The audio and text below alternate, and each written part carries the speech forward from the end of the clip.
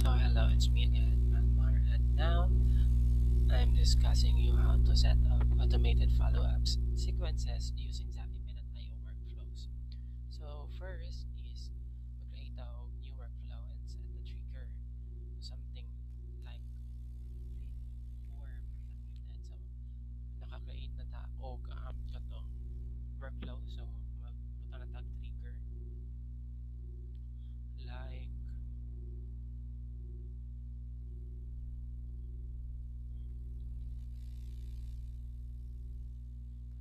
Facebook. Then you save na to.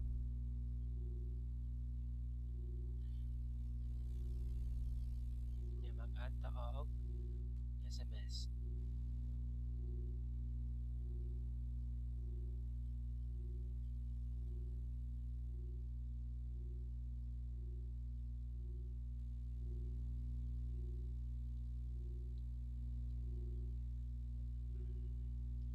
Mag-add ta sa action of SMS. Ay, no, dire sa trigger dapat. Kani.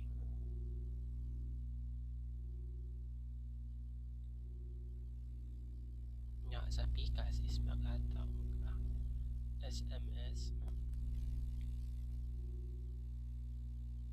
Dili ata ni mga, for example, apps or kani pwede na po triggers. Save ya pa na to siya. And then, add na po ta og wait.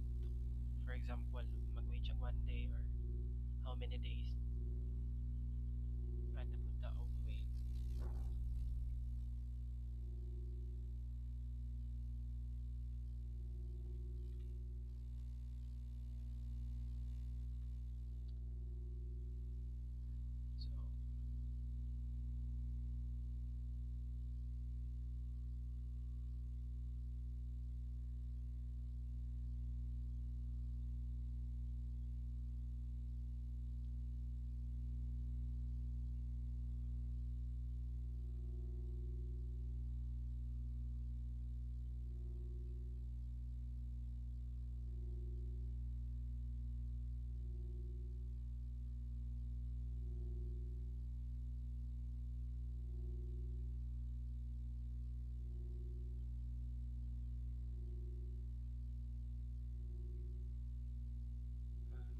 then, if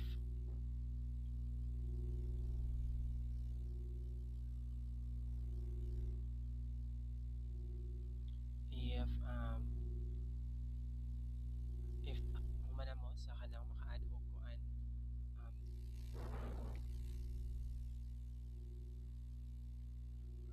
humana mo og kanang naka-add na mo og wait mag-add na pud mo og another na pud na email, send email.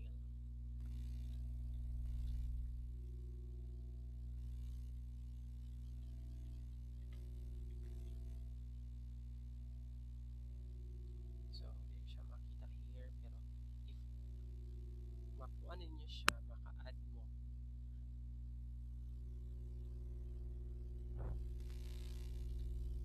So, ako dala, wait, time delayed, mga 1.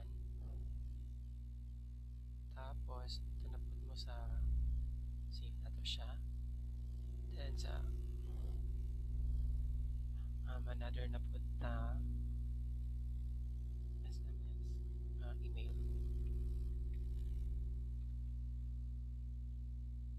Email events, save sa trigger.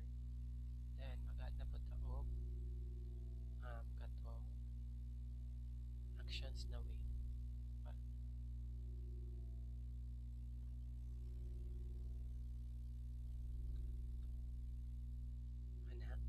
Then, butang to siya 2 minutes na. Then, save action.